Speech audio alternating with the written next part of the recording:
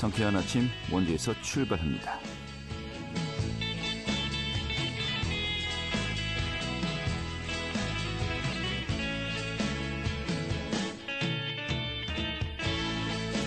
안녕하십니까. 11월 20일 월요일 아침 인사드리겠습니다. 상쾌한 아침 원주에서 출발합니다. 진행이 한태호입니다. 오늘 아침 원주 지역의 아침 최저 기온이 영하 1도였고요. 낮 최고 기온 11도까지 올라갈 것으로 보입니다만 이 정도면 평년 수준을 회복하는 것이죠. 다만 일부 강원 산지에는 주말 동안에 내렸던 눈이 녹으면서 도로가 미끄럽겠습니다. 교통안전 유의하셔야겠고요. 또 오늘 새벽부터 아침 사이에 내륙을 중심으로 안개가 끼는 곳도 있었습니다. 또 강원 영동 지역인 강풍특보가 발효되어 있다고 하니까요. 이 교통안전관리 또 시설물 관리 신경 쓰셔야겠습니다. 오늘 준비한 소식 살펴보도록 하죠. 이 원주시의 시내버스 교통체계가 좀 속속 개선되고 있습니다. 좀 전체적인 내용 좀 살펴보도록 하겠습니다. 원주시와 대한석탄공사가 취약계층 일산화탄소 경보기 지원사업 협약식을 가졌는데요. 이 내용 준비했고요. 또 도내 외식 물가 치솟고 있습니다. 지금 서민들의 식비 부담도 가중되고 있는데 이를 중심으로 또 도내 물가 상황 짚어보도록 하죠. 11월 20일 월요일 상쾌한 아침 원주에서 출발하겠습니다.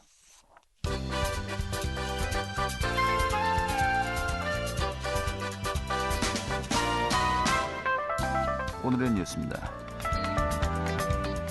강원특별자치도와 원주시가 선진 CCS, 휴린그룹, 또 메리츠 증권과 혁신도시 내 8천억 원 규모의 데이터 센터 건립 투자 협약을 맺었습니다. 이를 통해서 원주시의 지역경제 활성화, 디지털 혁신 플랫폼 기반 구축과 도민들의 디지털 역량 강화, 교육 마케팅을 위한 데이터 센터의 건립이 확정된 것입니다.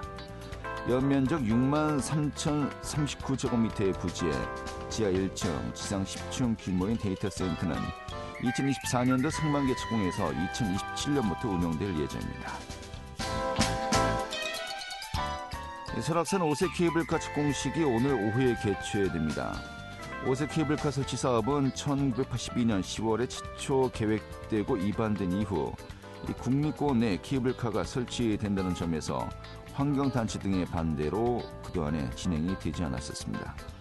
5세 케이블카는 총 사업비 1,172억 원을 투입해서 곤돌라 8인승 50석대가 설치되고 3.3km를 14분 30초 만에 오를 것으로 보입니다. 2025년 말까지 공사를 진행해서 시험 운행한 뒤에 2026년 초 운영을 목표로 하고 있습니다. 러시아 블라디보스토크 항을 오고 가는 북방 항로가 10년 만에 정식 취항합니다. 속초시는 오늘 오전에 속초항 국제크루즈 터미널에서 시 승격 60주년 기념 속초항 북방 항로 취항식을 개최한다고 밝혔습니다. 오늘의 뉴스였습니다.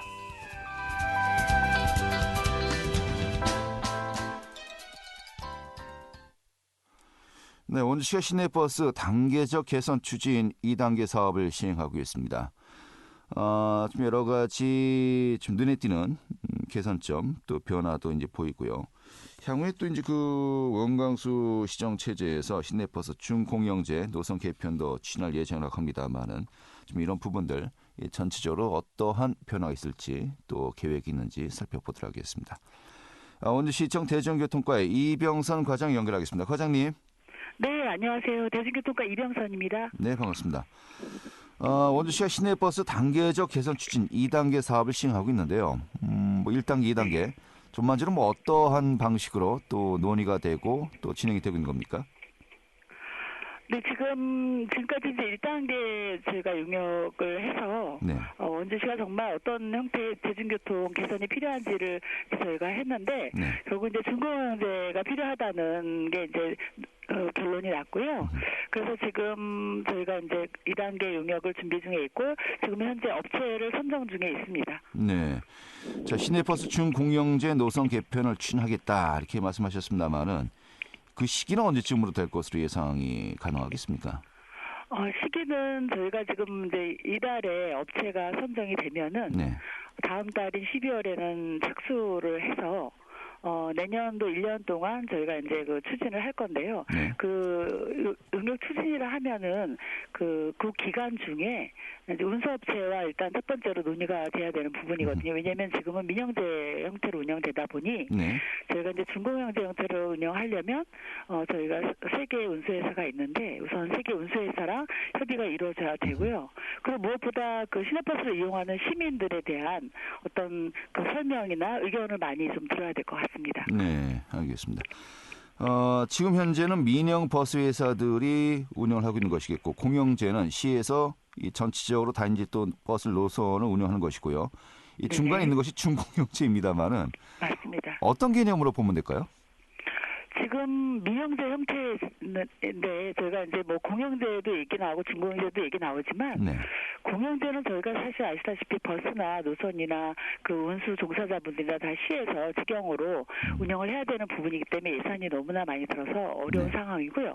중공영제 형태는 운영은 운수업체에서 한다고 보시면 되고요. 예. 어떤 그 노선권을 저희가 이제 시에서 가져와서 시민들이 정말 께서 불편을 여기면 신속하게 저희가 대응을 해서 뭐 노선을 개편하거나 아니면 그런 거를 조정한다고 보시면 될 것 같습니다. 예.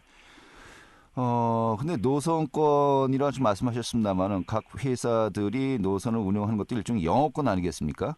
맞습니다. 예. 이 부분 조율이 그렇게 쉽지는 않을 것 같은데 어떻습니까? 네네, 쉽지 않고요. 그렇지만 이제 지금 예전에 코로나 전이랑 후로 나눠 보자면 그 전에는 저희 원주만 해도 이제 흑자 노선이 좀 많았고, 네. 근데 지금 코로나 이후에 코로나가 지금 뭐 지나갔다랬지만 현재 너무나 힘든 상황이거든요. 운수업체의 그 재정난이. 네. 그래서 지금 아마 이제 중공영제 이런 시스템으로 가는 거를 전국적으로 많이 좀 호응을 해서 운영이 되고 있는 거고요. 원주 또한 그 일부 운수업체에서는 지금 중공영제, 공영제를 바라고 있는 상황으로 알고 있습니다. 네, 알겠습니다. 현재 뭐 농촌 지역의 인구가 감소하고 그러면서 사실 또 이렇게 보면은 수요가 또 이제 버스 승객들 수요가 줄면서 재정이 악화되기 때문에 또 이제 버스가 이제 안 들어가려고 하고 지금 네네. 계속해서 악순환이 이루어지는 거죠. 맞습니다. 일부 지금 아시다시피 읍면 지역에는 저희가 코로나 이전과 이후로 나누면 한 40여 대 이상 버스가 지금 이제 감차가 됐는데요. 네. 특히 후저면 같은 경우에는 시내버스 6대 다니다가 그게 지금 전면 중단이 돼서 거기를 저희가 지금 마을버스 시에서 운영하는 마을버스가 지금 운행이 되고 있거든요. 네. 그럼에도 불구하고 지금 불편한 상황이죠. 사실은 마을버스는 시내까지 이렇게 직접 올 수 없는 상황이거든요. 어느 예. 거점까지밖에는 운행이 안 되다 보니 이제 그런 불편함을 지금 계속 겪고 계신 거죠. 알겠습니다. 자, 일단 중공영제, 공영제, 뭐 시에서 이런 그 여러 가지 수입을 고려하지 않고서 시민들의 이 교통 편의를 최우선으로 둔다. 굉장히 뭐 반길 만한 일입니다만은 아까 이야기했듯이 이제 재정의 문제가 또 이제 당연히 따를 수밖에 없는 거 아니겠습니까? 맞습니다. 이 부분을 많이 이제 고민할 수밖에 없는 것이겠고 이것은 뭐 내년쯤이면은 어느 정도 가시화가 되겠군요.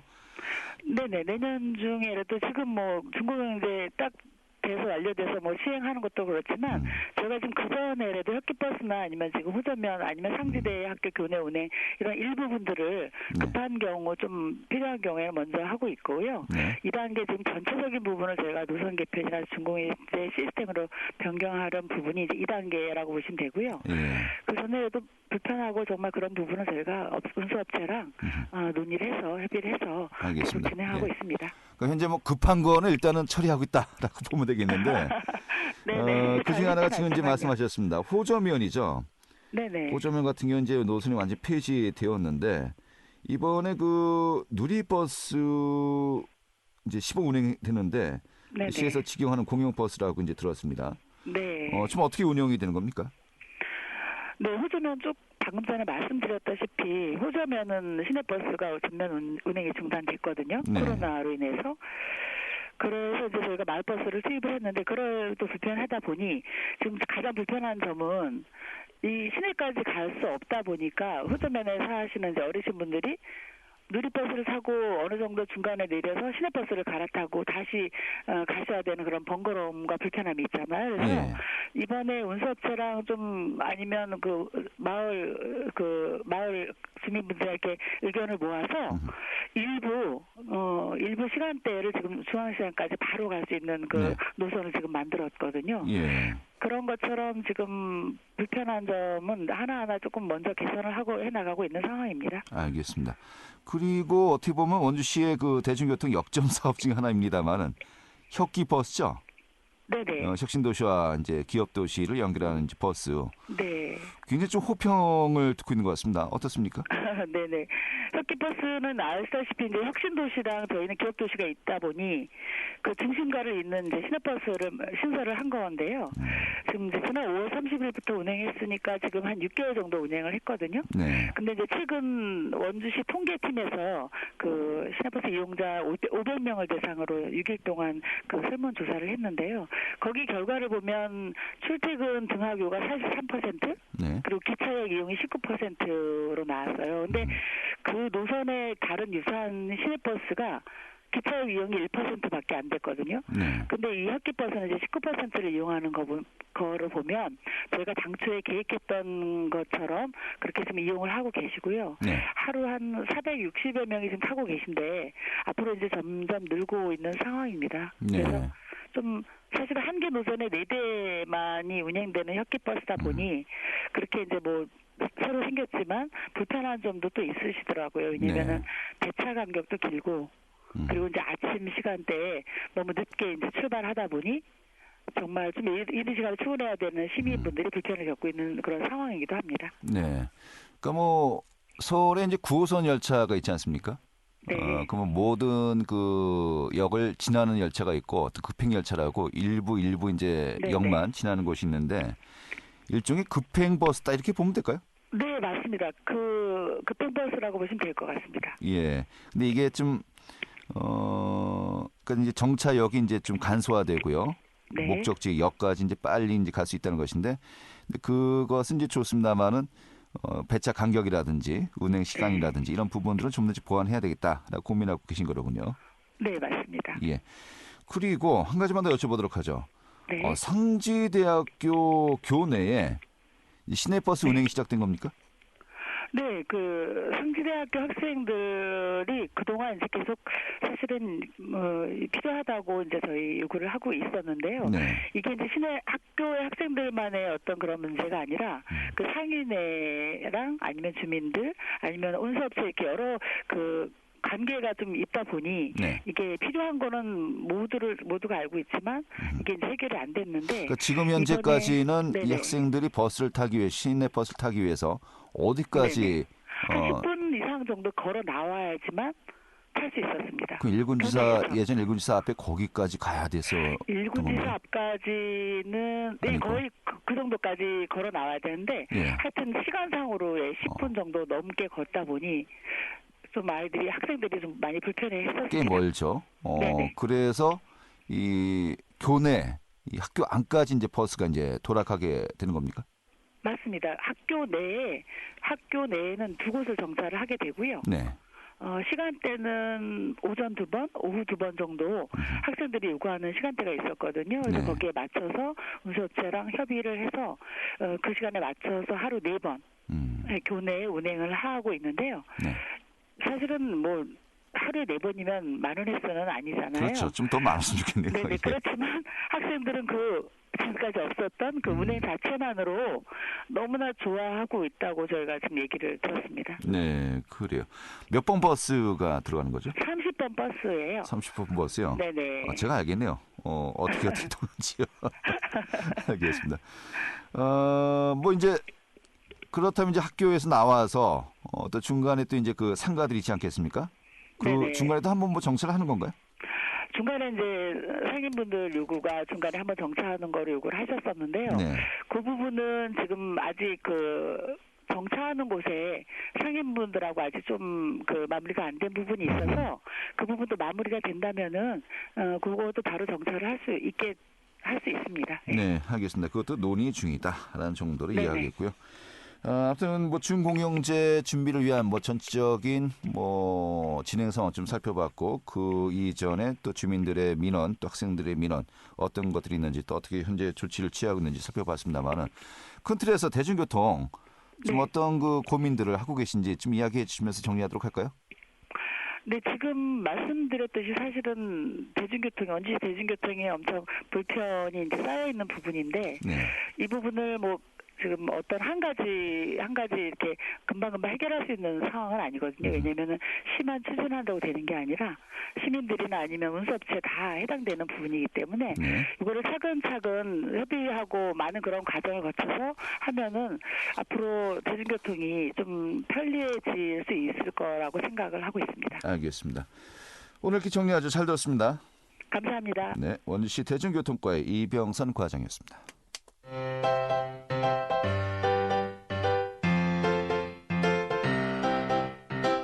KBS 원주방송국이 유튜브 다시 듣기 서비스를 실시합니다.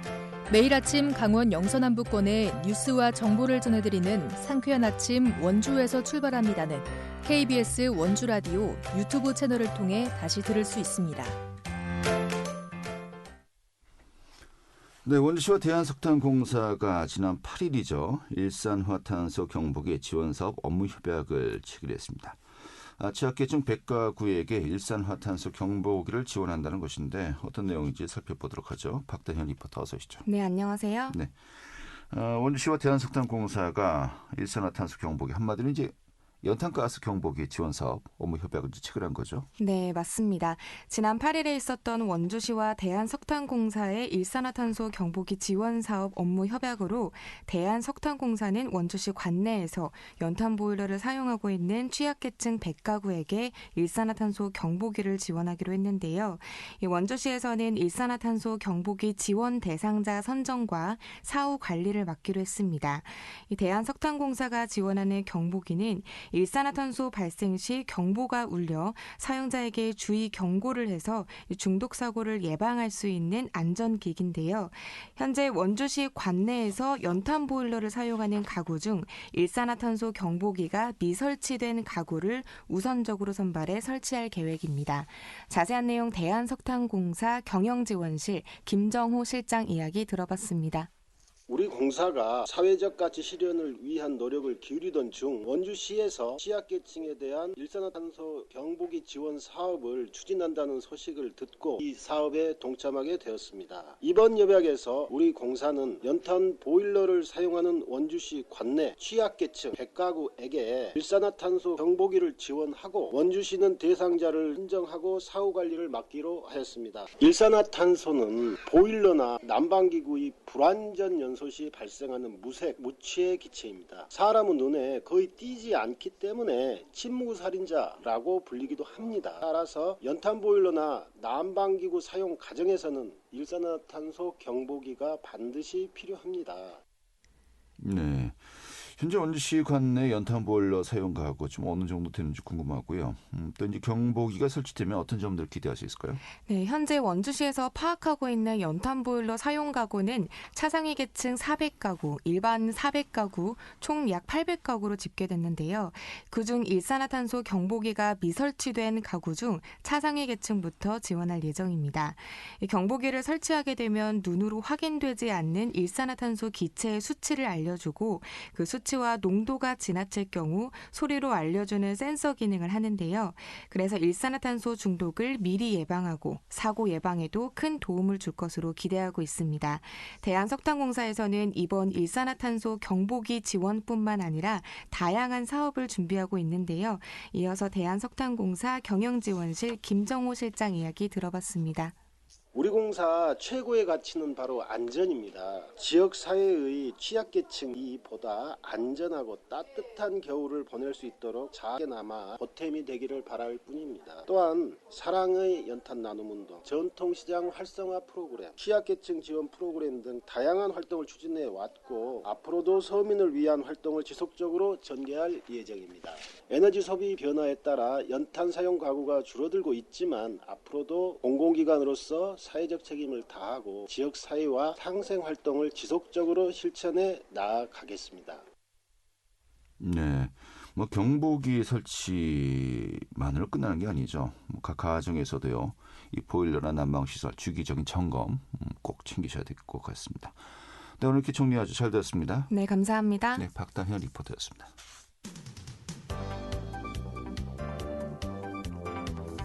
생생한 현장, 유익한 생활 정보를 전해드리겠습니다. KBS 원주 라디오 상쾌한 아침 원주에서 출발합니다를 함께하고 있습니다.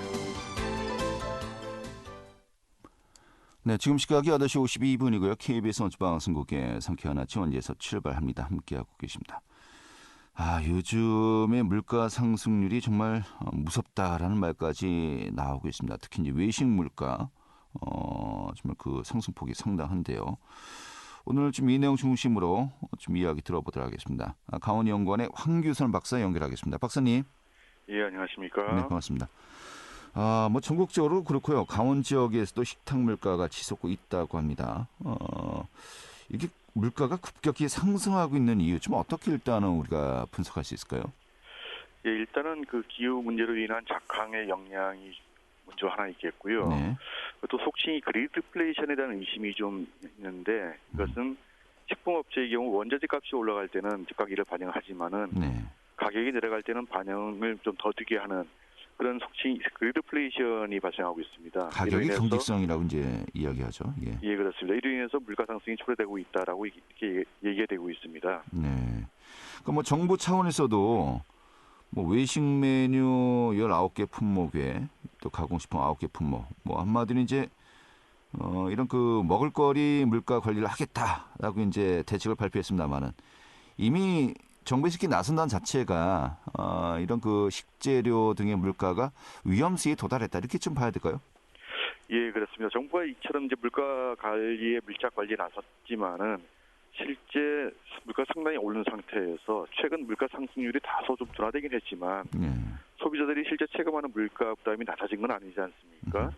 거기다 더군다나 중동 정세 불안에 따라서 국제 유가 상승 우려가 또 나오고 있고 또 원달 환율이 계속 높은 상태를 유지하고 있습니다. 이에 인해서도 원재료 수입 비중이 큰 식품 기업들이 이 제품 가격 인상을 할 가능성이 있기 때문에 이런 우려가 이제 나온 거라고 볼 수 있겠죠. 예. 뭐 이제 주류, 뭐 소주, 맥주, 또 뭐 도매 가격도 상승하면서 일반 또 음식점에서 이제 뭐 가격이 많이 오를 것도 예상된다면서요? 예, 실제 주류 경우 보면은 소주와 맥주가 원부자재 가격이나 물류비 인상으로 인해서 대략 한 7% 가격이 인상되지 않았습니까? 네. 근데 과거 사례를 보면은 2019년과 2020년 보면은 그 출고 가격이 100원 미만으로 올랐음에도 불구하고 실제 주점에서 가격은 한 1,000원씩 이렇게 올랐습니다. 네. 이런 사례에 비춰볼 때 주류업계에서는 이번 출고가 인상에 의해서도 또 주류 가격이 한 1,000원 정도 오르지 않을까 이렇게 전망을 하고 있습니다. 예. 이에 반해서 이제 주류 도매업 단체에서는 당분간 소주 도매가를 동결하겠다 이렇게 발표하면서 인상을 좀 늦추기로 하고 있지만은 그럼에도 과거 사례를 이렇게 비춰본다 그러면은 그 몇 개월 후에는 결국은 이 물가 상승 압력이 높아지면서 업주들이 눈치를 보다가 결국 소주 판매 가격을 올리게 될 그런 가능성이 높게 이렇게 점쳐지고 있습니다. 네. 이 서민들의 애환을 달래는 술이 소주라고 하면은 그 애환 달래기도 이제 쉽지 않을 것 같습니다. 예. 그런데 이제 김장철이지 않습니까? 예. 무값이 뭐 거의 뭐 폭락을 했다고 하는데 현재 어느 정도입니까? 예, 뭐 평창에서 이제 그런 사례가 나오고 했었는데요. 이 가을 고랭지목 가격이 최근 폭락한 것은 올해 또 가을에 무생력이 적당한 날씨가 이어지면서 이 생산이 좀 과잉됐다고 합니다. 네. 근데 반면에 경기 침체 영향으로 소비는 줄어든 데다가 이 정부가 김장철을 맞아서 김장재료 수급 안정을 위해서 비축 물량을 대폭 이제 방출하겠다고 결정했는데 이게 또 큰 영향을 미친 걸로 이렇게 분석되고 있고요. 뭐 이래에 따라서 뭐 계획 재배 필요성 계속 얘기가 나오고 있죠. 또 생산량을 좀 감안해서 정부도 비축 물량 방출 계획을 세웠으면 좋겠다는 이야기, 또 뭐 최저 가격 보장제와 같은 실질적인 대안을 마련해달라는 이 농민들의 목소리가 뭐 커지고 있는 그런 상황입니다. 네, 알겠습니다. 사실 물가라는 것이 좀 여러 가지 요인들이 복합적으로 이제 결합되어 있는 문제 아니겠습니까? 환율 문제도 있고 금리, 또 소비자 심리 이런 것들이 이제 다 이제 복합적으로 얽혀서 물가로 지표가 나온 것입니다만은 이 정부 차원에서 물가 안정화 좀 어떻게 좀 고민을 해야 될까요? 예, 정부도 뭐 우리가 크기 때문에 실제 11월 2일에 현장 중심의 범부처 특별 물가 점검 체계를 출범시켰습니다. 네. 그에 따라서 뭐 물가 안정을 정책 최우선 순위에 두고 총력을 기울였다고 발표를 했는데요. 참 물가가 실제 공급측 요인에 의해서 지금 발생한 요인이 크기 때문에 쉽게 뭐 잡힐 거라 이렇게 생각하기는 뭐 쉽지 않은 상황인데요. 네. 그렇지만 또 정부 차원에서는 그냥 손 놓고 있을 수는 없지 않겠습니까? 이에 따라서 이 각 부처들도 농축수산물의 생산 유통 현장 점검이나 또 소비 제품 현장 점검, 또 먹거리 가격을 안정하기 위해서 그동안 이 관세를 인하했던 품목들이 있는데 이런 품목들 인하를 내년에 지속하겠다는 얘기를 하고 있고요. 예. 또 하나 생산지 고시 가격이 수급 가격을 시속이 반영할 수 있게 유도하는 그런 정책도 내놓고 있고 알겠습니다. 또 중요한 게 이제 투명 가격 형성을 유도하면서 용량 축소를 통해서 편법 인상하는 사례들도 있지 않습니까? 네. 이런 걸 엄중히 단속하는 등 이게 물가 등에 총력되어 가겠다고 발표를 하고 있는 그런 상황입니다. 알겠습니다. 이게 또 금리 문제가 당장 또 제1차적인 과제입니다만은 좀 걱정이 많이 됩니다. 오늘 이렇게 정리해 주셔서 고맙습니다. 네, 감사합니다. 네, 강원연구원의 황규선 박사였고요. 오늘은 여기서 정리하도록 하겠습니다. 고맙습니다.